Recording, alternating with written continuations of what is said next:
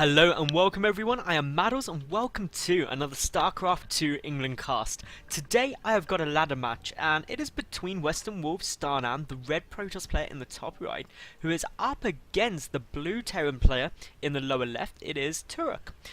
Therefore, it's going to be a TVP, the map is Daybreak, and we should be in store for some good games because StarNaN is a great player. Turuk, I'm sure I've cast a couple of things from him, and again, good player, so we should be seeing some great PvT action, loads of gateway units, loads of infantry, probably not mech, although I did cast a game a week or so ago where someone, I forget who, went mech.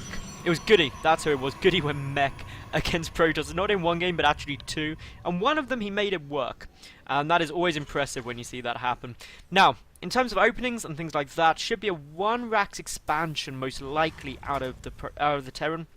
The reason I expect that is it's quite a long rush distance, it's quite economical. 1-1-1 is good on every map obviously, but I just feel that expanding on this map is so good because of the rush distance. You're going to be pretty safe. Meanwhile, for StarNaN, we could be seeing lots of different things, so I'll wait and see before just blindly predicting everything that could be coming out from like a 1-gate expansion to basically like 3-gate robo. So there's so much that could be happening, it's pointless trying to deduce as of yet. So let me just say, while we're waiting for all of that, that if you do enjoy my cast, like the video, leave a cool comment and subscribe.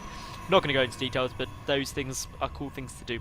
Now, gas coming down, that's to be expected from StarNaN. I'm waiting to see on the second gas, because if we see a second gas, we can suddenly start saying, okay, it's likely to be a 1-base tech play.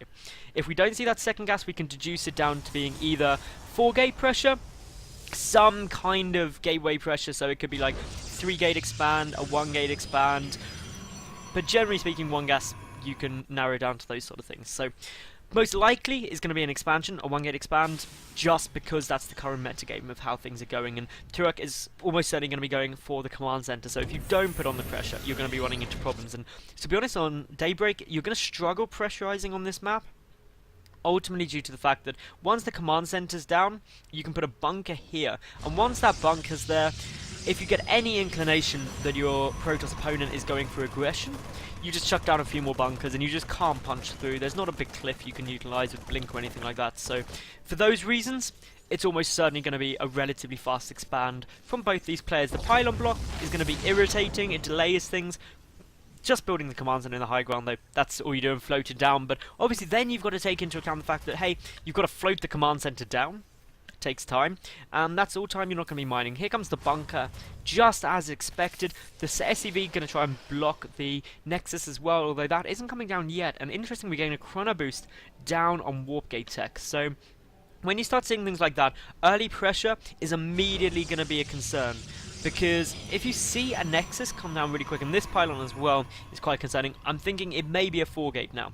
And the reason for that is just where the chrono boosts are being spent. If you're getting chrono boosts on probes, it's much more likely to be economically focused. Chrono boosts on warp gate tech though makes you instantly think, hang on, that's going to be slightly more aggressive. So we might see a Nexus, we are going to see a Nexus now just by the minerals, and the difference is that just warp gate tech, the Stalker harassment is going to be a lot stronger. We're actually going to have a Zealot 2 Stalker. There's the Nexus chucked down.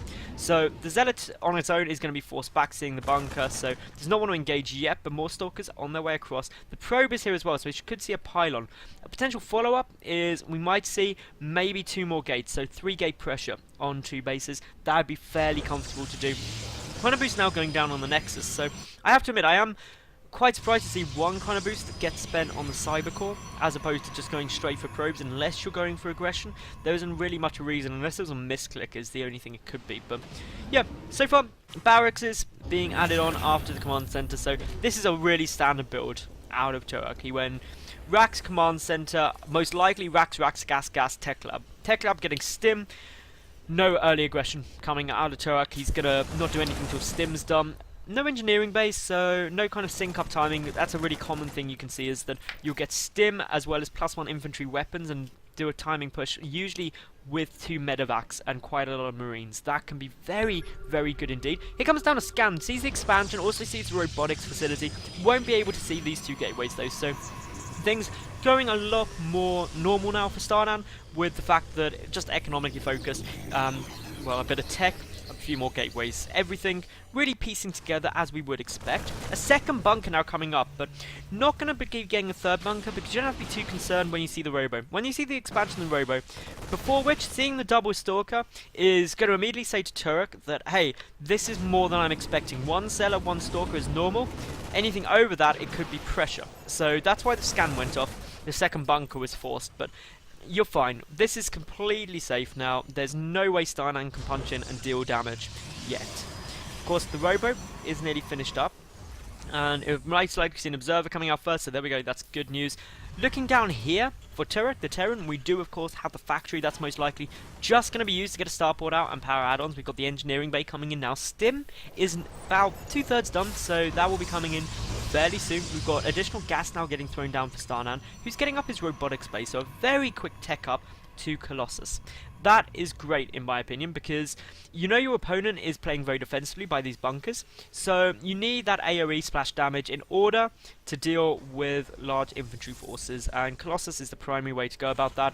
Turuk won't have Vikings out for quite a while, he will instead get a couple of medevacs first. Stim nearly finished now, we do have a lot of units coming back in here, so maybe waiting for the Observer to come over in order to scan and pick that off. It's usually a good move to pick off the Observer rather than just letting your opponent freely get information about precisely what you're trying to do. More gateways now being added on as well. The robotics bay is finished, and here comes the Colossus. Extended thermal lance not yet started, not enough gas or minerals to start that quite yet, so we should be seeing that shortly. Looking round, we've also got the reactor and the starport finishing up here for the Terran player, so that should come over. And now here are the Marines. The scan needs to go off though if you do want to pick up that Observer, so there we go, scan down, Observer dead. Straight away that keeps Turuk a bit more comfortable knowing that StarNaN is unable to know precisely what he's doing.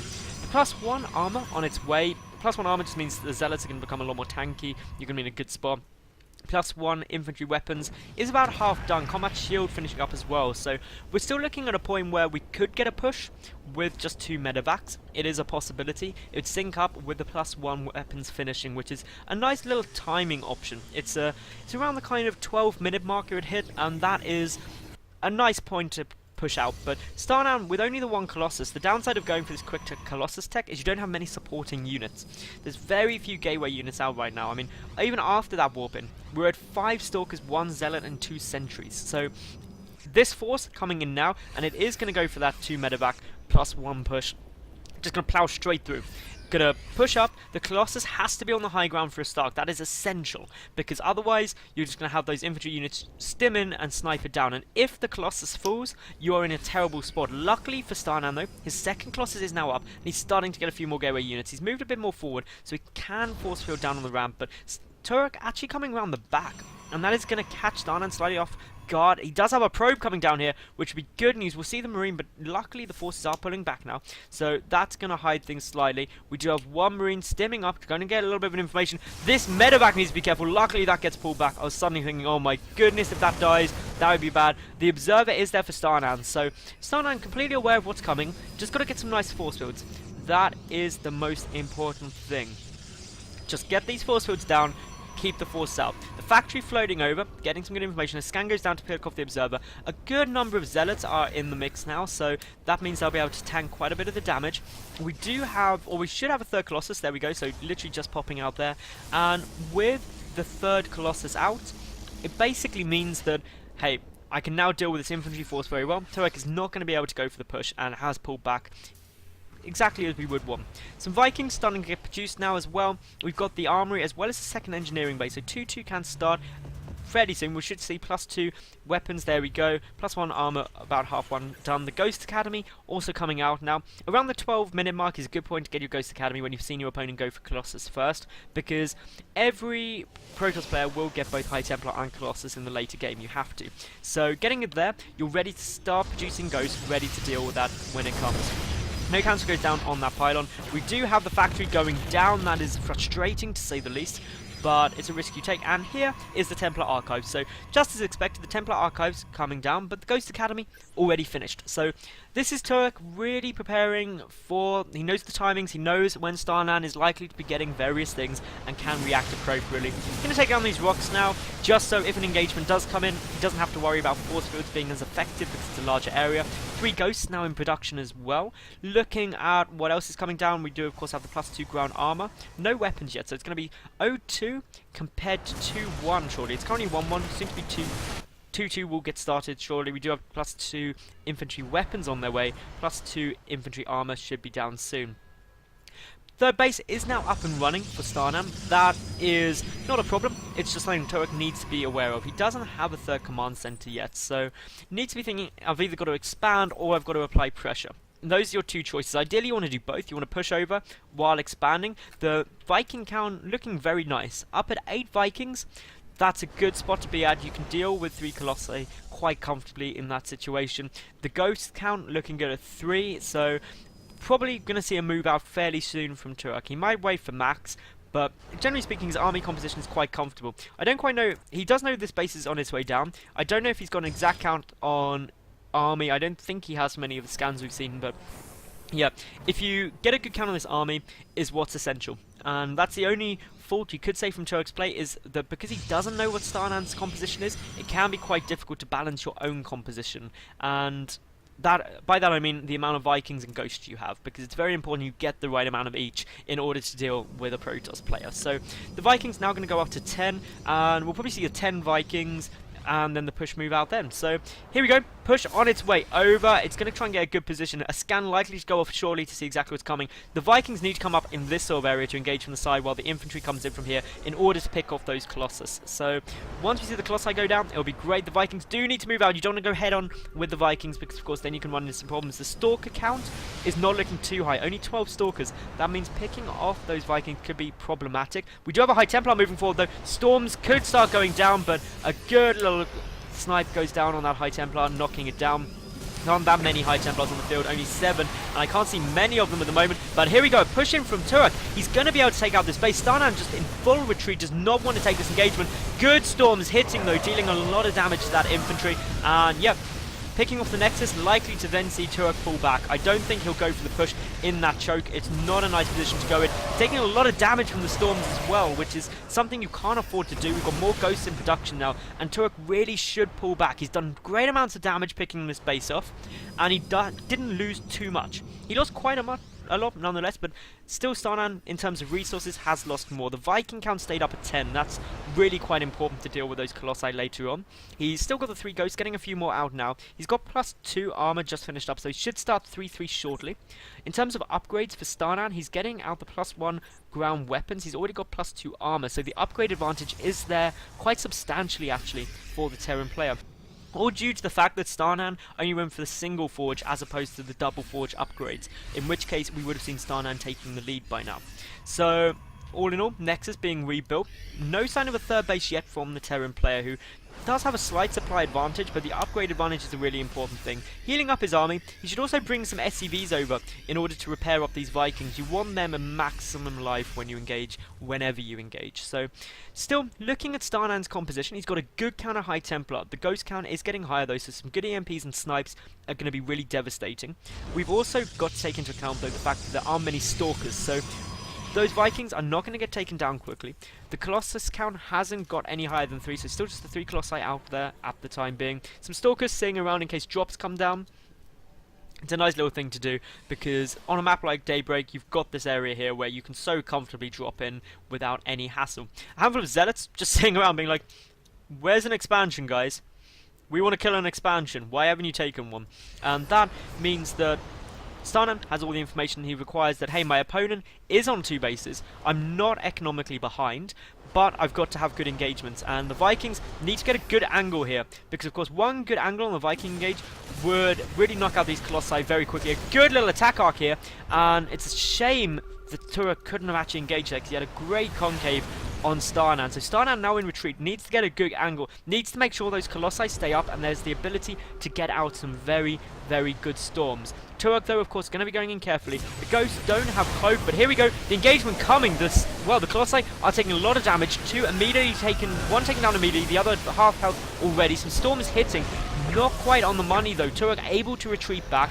He's done good knocking out one Colossus already. The second one needs to go down. There we go. Instantly falling to that next volley. Some more Storms are hitting, but yet again, Turuk is going to be able to take this third base, and is now going to be able to continue the push. And to be honest, I think Turuk is going to be able to win here. He's knocked out all of the Colossus, and as a result, there is not enough AoE damage to deal with this infantry force. The High Templar are quite low in numbers. We do have some more Storms going, but of course Storms are limited by energy. So once you've dodged a few of them, as long as your army is still maintaining itself, then you're going to be able to keep pushing.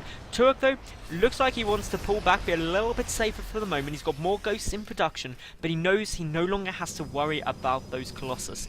And if you don't have Colossus to worry about, then you don't have to worry about the fact that your Vikings are there, so you just land them down, try and soak up some more damage. StarNaN really has to engage well here now. He needs to get great Storms off, and he needs to get those Zealots to tank up a lot of the damage. That is the essential things we've got going on here. He is about to level up the upgrades, though, so this is something that Turuk should have been doing. He should have had 3-3 done by now, and if he did, he'd be in such a strong position. Instead, running through a lot of this. Some feedback's going on the Ghost, that's nice, but the High Templar die as well, so a pretty neutral trade there. If we look at the loss tab, that really tells the story of this game, though. 12,000 to 8,000 resources lost in Turuk's favour. That just means that he's engaging more cost effectively.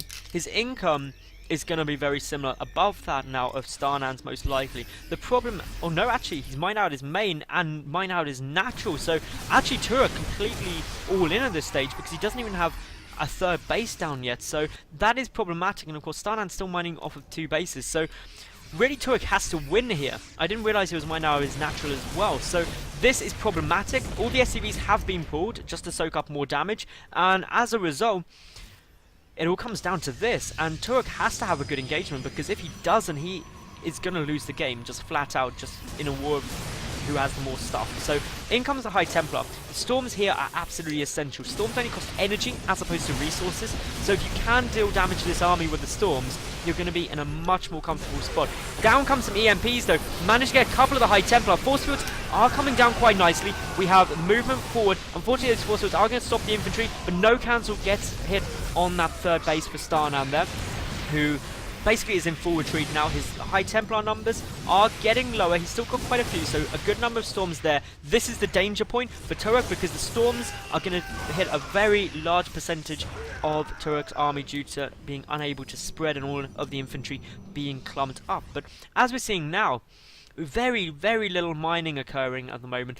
Really should be thinking about taking a third base. It's essential that he takes a third base. Both players are getting very low, but StarNaN is getting more and more into this game. As he's damaging this army, as he's getting these good Storms off like we're seeing here, he's getting closer and closer to victory. He's taken the supply lead now as well, and he's also got +3 3/4 done. So once +3 attack is finished, StarNaN will have the upgrade advantage. He's got the army supply advantage, and with these Storms continually hitting, he's slowly knocking down Turuk's army, which is unable to get reinforcements due to the lack of resources. And now down to 50 supply. That Storm did so much damage, and Turuk GG's out, and StarNaN comes back from a very, very difficult position there.